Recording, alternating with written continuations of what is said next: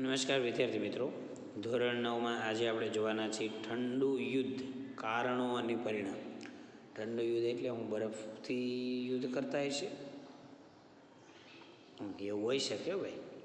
ના એવું ન હોય. જો બીજા વિશ્વયુદ્ધનું મહત્ત્વનું પરિણામ એ આવ્યું કે ઇંગ્લેન્ડ અને ફ્રાન્સ જેવી મહાસત્તાઓની વિશ્વની નેતાગીરી અમેરિકા અને રશિયાએ લીધી. જો મહાસત્તાની નેતાગીરી છે બદલાની.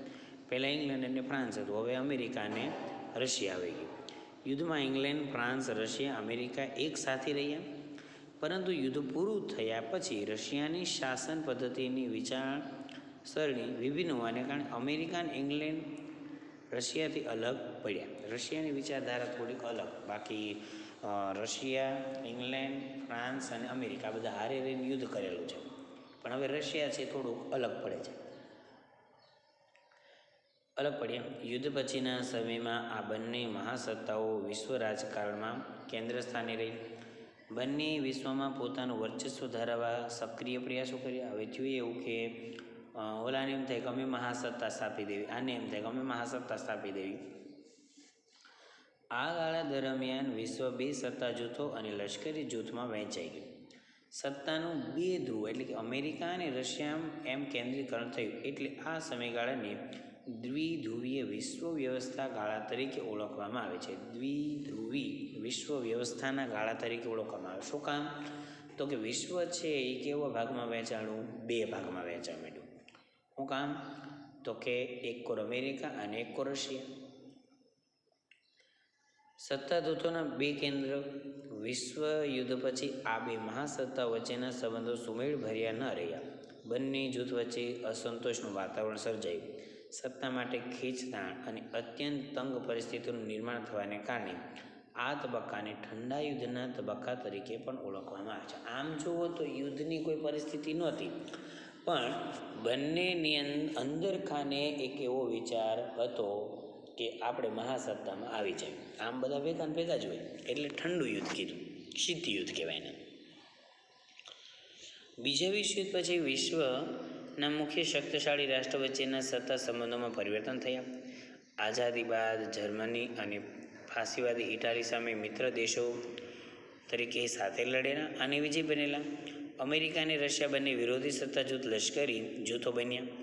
બંને શક્તિશાળી રાષ્ટ્રો બન્યા અને તેમની વચ્ચે ઠંડુ યુદ્ધ શરૂ થઈ ગયું. પહેલાં હારે રહીને યુદ્ધ કરેલું છે, પણ હવે સત્તા માટે થઈને બંને છે એકબીજાના કેવા બની ગયા? વિરોધી બનતા જાય છે. યુદ્ધ સર્જાણું જ નહોતું, માત્ર વૈચારિક પ્રક્રિયાથી એક ઠંડા યુદ્ધની પરિસ્થિતિ ઊભી થઈ. બ્રિટન અને ફ્રાન્સનો વિજય તો થયો, પણ યુદ્ધમાં થયેલી ભયંકર તારાજીને લીધે બંને મહાસત્તા તરીકેનો દરજ્જો ગુમાવી બેઠા. યુદ્ધમાં હારેલા જર્મની, ઇટાલી અને જાપાન આર્થિક, રાજકીય અને લશ્કરી એમ બધી રીતે નષ્ટ થયા.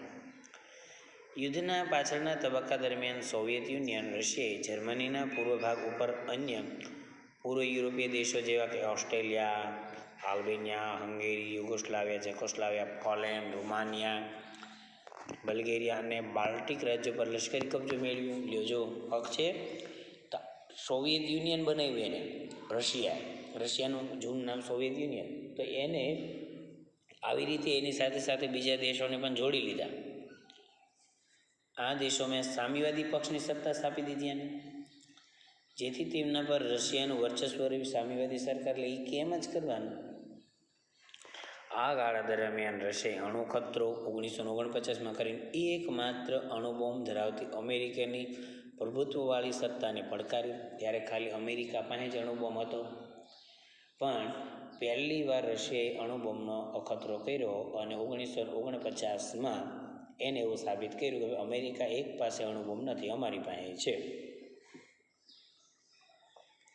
પશ્ચિમ યુરોપના જે દેશોને બ્રિટિશ અમેરિકી દળોએ મુક્ત કર્યા હતા, ત્યાં ધીરે ધીરે લોકશાહી શાસન પ્રથા સ્થપાઈ. જો અમેરિકા અને બ્રિટન છે એમાંથી પશ્ચિમના બાજુના જેટલા હતા એમાં તો હવે ધીમે ધીમે શું થતું હતું? લોકશાહી બનતું જતું હતું. અને અહીંયા જુઓ તો અહીંયા કેવું થતું જતું હતું? સામ્યવાદી.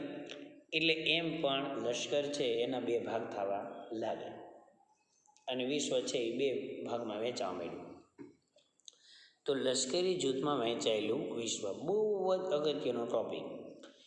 બીજા વિશ્વયુદ્ધ પછી યુરોપ અને વિશ્વના દેશો એક યા બીજા સત્તા જૂથો સાથે જોડાતા બે દિશામાં ધ્રુવીકરણની પ્રક્રિયા ઉદ્ભવી અને વેગવાન બની. કહું છું ને કે બે ભાગમાં વહેંચાવાનું ચાલુ જ થઈ ગયું.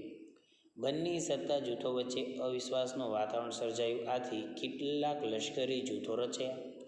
સોવિયત સંઘ અને સામ્યવાદથી બચવા અમેરિકની પ્રેરણાથી ઉત્તર એટલાન્ટિક મહાસાગરના કિનારે આવેલો નાટો નામક સંગઠન NATO North Atlantic Treaty Organization રચાયું એપ્રિલ 1949. દક્ષિણ અને પૂર્વ એશિયાના દેશોને રક્ષણ માટે બીજા લશ્કરી જૂથની રચના કરી. આ જૂથ SEATO South East Asia Treaty Organisation તરીકે ઓળખાયું.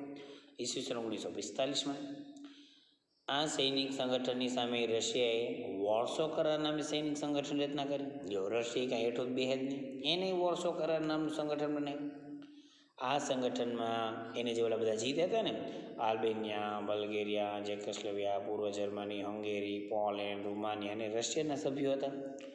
મધ્ય પૂર્વના દેશોમાં ઇંગ્લેન્ડની પ્રેરણાથી CENTO Central East North Treaty Organisation Baghdad કરાર નામે એક જૂથ રચે. પરંતુ ઇરાકમાં ક્રાંતિ થતાં તે જૂથની અલગ થઈ.